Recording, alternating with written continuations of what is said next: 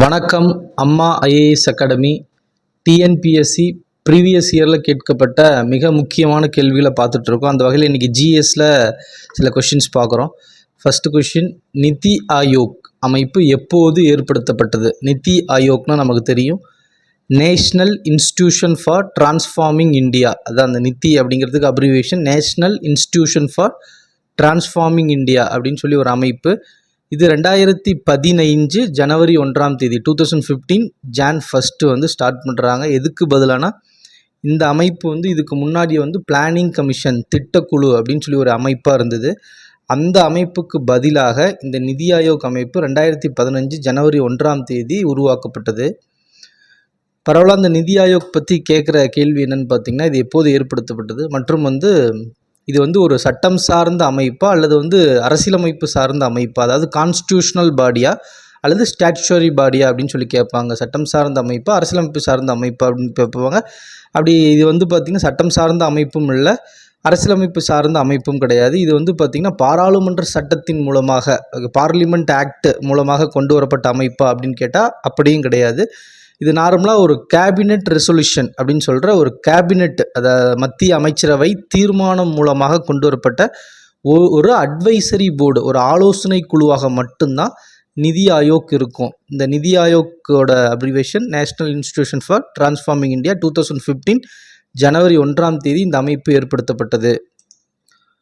அடுத்த கேள்வி, நிதி ஆயோக் அமைப்பின் தற்போதைய தலைவர் யார் அப்படின்னு சொல்லி சேர்பர்சன் ஆஃப் நிதி ஆயோக், கரண்டில் நிதி ஆயோக்கோட சேர்பர்சன் யாருன்னு கேட்குறாங்க.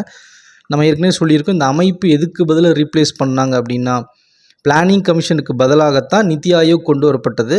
பிளானிங் கமிஷனுக்குமே வந்து பார்த்திங்கன்னா யார் தலைவராக இருப்பாங்க அப்படின்னு பார்த்திங்கன்னா, அதாவது சேர்பர்சனாக இருப்பாங்க அப்படின்னா கரண்ட்டில் யார் பிரைம் மினிஸ்டராக இருக்காங்களோ, யார் பிரதம மந்திரியாக கரண்ட்டில் இருக்காங்களோ அவங்க வந்து பிளானிங் கமிஷனோட தலைவராக இருப்பாங்க. அதேமாதிரி அதற்கு பதிலாக கொண்டு வரப்பட்ட நிதி ஆயோக் அமைப்போட தலைவராகவும் சேர்மேனாகவும் யார் இருப்பாங்கன்னா பிரதமர் இருப்பாங்க. ஸோ அந்த வகையில் இப்போ வந்து இருக்கிற திரு நரேந்திர மோடி அவர்கள் வந்து நிதி ஆயோக் அமைப்பின் தற்போதைய சேர்மேன் தலைவராக இருக்கின்றார். ஸோ நரேந்திர மோடி அவர்கள் சேர்பர்சனாக இருக்காங்க.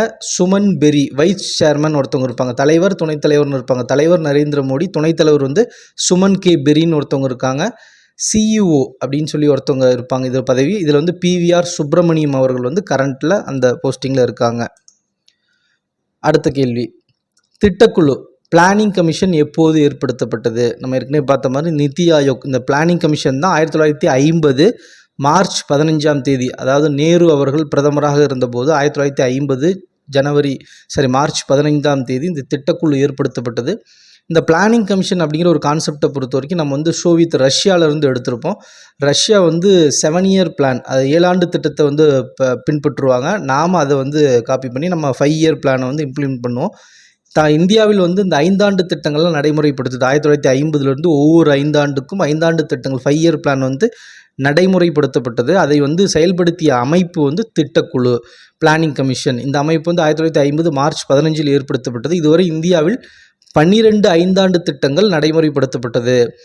கடைசியாக 12வது 5ஆண்டு திட்டத்தோட காலம் வந்து 2012 முதல் 2017, 2012 to 2017 வந்து இந்தியாவில் கடைசியாக செயல்படுத்தப்பட்ட 12வது 5ஆண்டு திட்டத்தின் காலம்.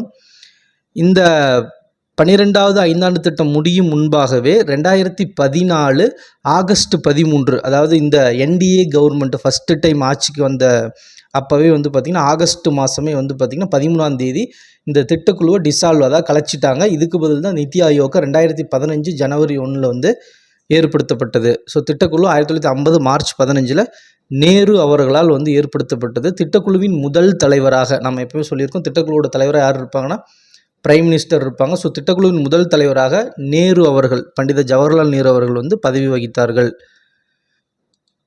அடுத்த கேள்வி, திட்டக்குழு அமைப்பின் கடைசி தலைவர், பிளானிங் கமிஷனோட கடைசி சேர்மன் அப்படி பார்த்தா பார்த்திங்கன்னா 2004 to 2014 வரைக்கும் இந்தியாவோட பிரதம மந்திரியாக மன்மோகன் சிங் அவர்கள் இருந்தாங்க. அவங்க வந்து பிளானிங் கமிஷனோட கடைசி சேர்மனாக இருந்தாங்க. திரு மோடி அவர்கள் 2014 வந்து மே மாதம் ஆட்சிக்கு வந்ததுக்கு அப்புறமும் கூட இந்த அமைப்பு வந்து ஆகஸ்ட் மாதம், மோடி அவர்கள் 2014 ஆட்சி மே மாதத்துக்கு வராங்க, இப்போ பிரதமராக பதவி இருக்கிறாங்க.